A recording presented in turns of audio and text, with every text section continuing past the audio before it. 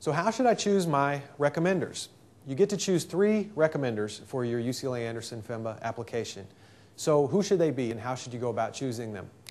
You want people who have seen you in lots of different environments at work, primarily. That should be the focus, but you also have a third recommendation I'll speak to.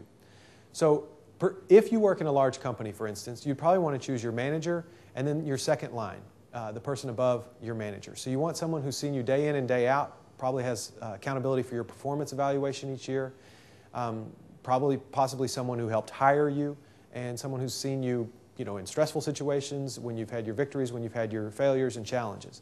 So we want someone who can speak to your performance in a work environment sort of on a day in, day out basis. Then the person above that hopefully can step back and say, wow, against the 25 years I've been in this industry, this person is a top 5%, top 2%, top 20% type of applicant, and we have this and that type of future thoughts about where his or her career might take them within our organization. So that's the stereotypical first 2 recommenders if you're in a large organization.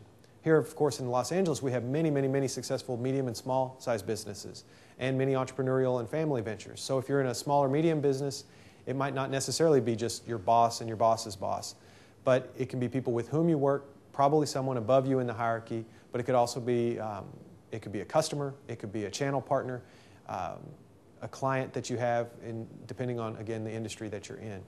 But someone who's seen your professional output.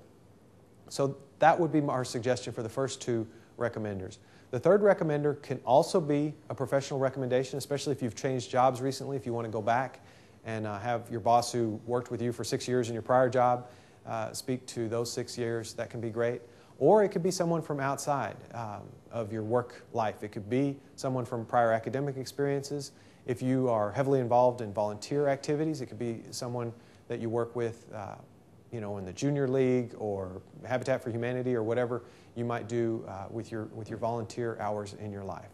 So again, what we want to learn from the recommendations is how are you going to participate in the learning environment here. This is a highly collaborative environment to go to grad school in here when you're pursuing your MBA.